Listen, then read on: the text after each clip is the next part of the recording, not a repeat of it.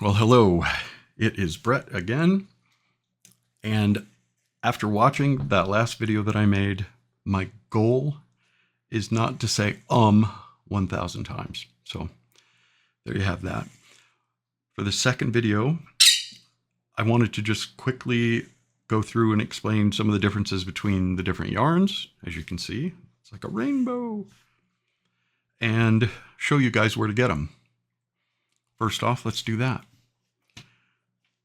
Okay.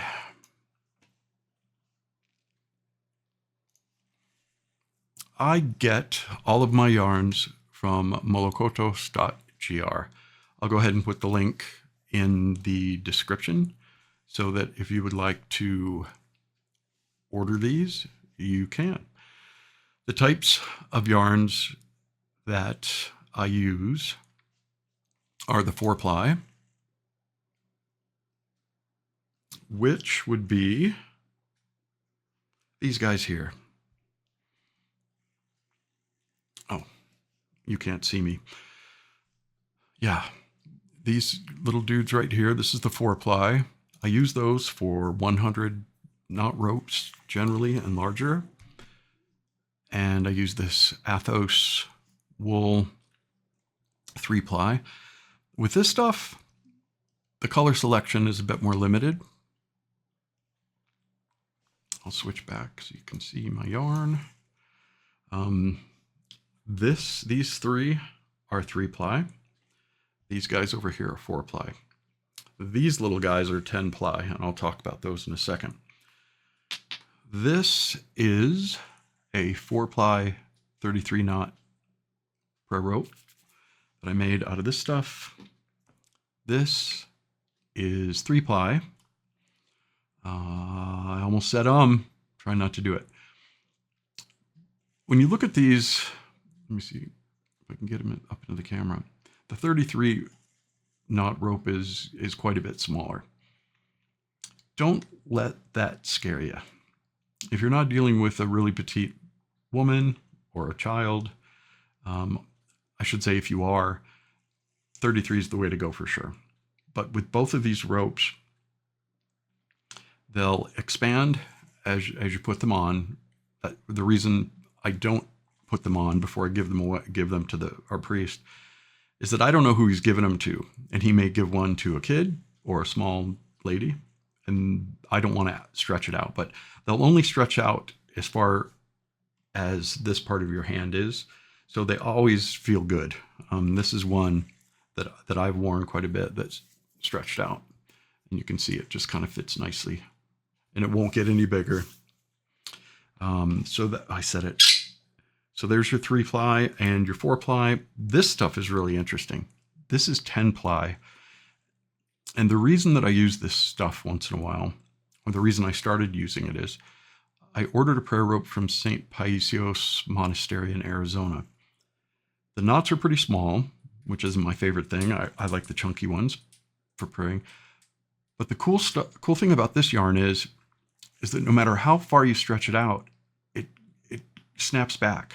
So when you put that around your wrist, instead of staying a little bit loose, it kind of shrinks down onto your wrist. And that's really cool. I don't make a lot of these, but I do use it. And I think it's a really neat type of yarn to use. The other thing I wanted to show you guys, I use these wooden beads that I actually get them on Amazon. They're made from olive wood from Bethlehem. Pretty cool. It's like a family-owned gig. If you'd like to get some of these, just go on Amazon, search for Bethlehem olive wood beads. And I think there's several companies that make them. Pretty neato. This is a box of them. Pretty cool. Some of them are slightly deformed, maybe have some imperfections on them, but that's okay. So I covered the different types of yarns. I covered where you can order them.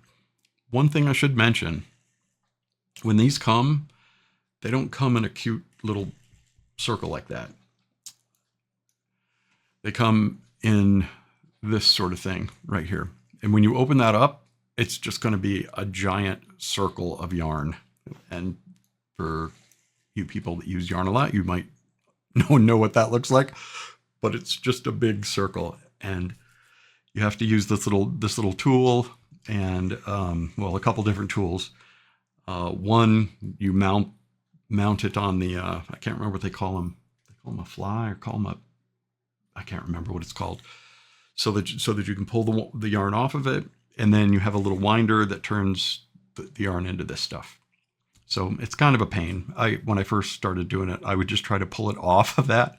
Oh, it was a nightmare. So one of the last thing that I want to mention is that first, I don't sell prayer ropes. I make them and gift them to people. Mainly, I gift them to my parish priest. He loves giving them out. I think my bishop even has one of my ropes at this point. He went to St. Tikhon's, and he's like, "Oh, Brett," or sorry, he says, "Nectarios." He said he was going to the monastery, and he needed 21 prayer ropes because he was going to give them to all the monks there. I didn't have enough time to make 21, so I think I gave him 15 or something like that. So anyway, the reason I say that is this channel is just to help you learn how to make ropes from wool.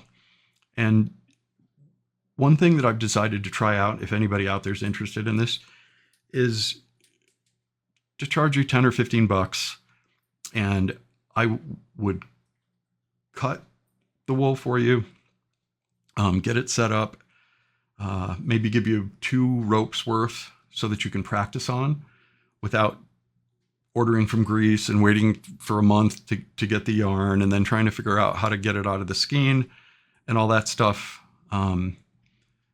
Just throw a couple bucks my way. I'll cut this stuff for you, get it all ready, and then when it gets due in the mail, you would just be able to start practicing your wool. And if it's something that you end up wanting to do, then of course you can order your own stuff from Greece and all that fun stuff. I'd also throw in some beads so that you would have, I set it, so that you would have enough to make 2 full prayer ropes, 33 knot versions. If you are hardcore and you want to go 100, I'll send you enough wool to do that also. So anyway, I'm still thinking about how we would implement that, but if there's any interest, let me know in the comments. What was last? I had one last thing that I wanted to talk about. The next video is when we get into the knot. We'll start off with measuring and cutting. That's one of the things that they would say, "Oh yeah, about this many yards or whatever." I said it again. What I'll do is I'll show you how to measure how much yarn I use for both 33 and 100. Show you how to get the first knot started, and we'll actually go through slowly through the knotting process, and I'll show you the things that I learned that makes wool easy. This is not hard. It's hard if you're coming from satin, where you just pull and the knot comes together. There's a little bit more work involved, but once you know how to do it, it's super easy, and you can be making your own prayer ropes and giving them away. So anyway, thanks for watching. See you in the next video.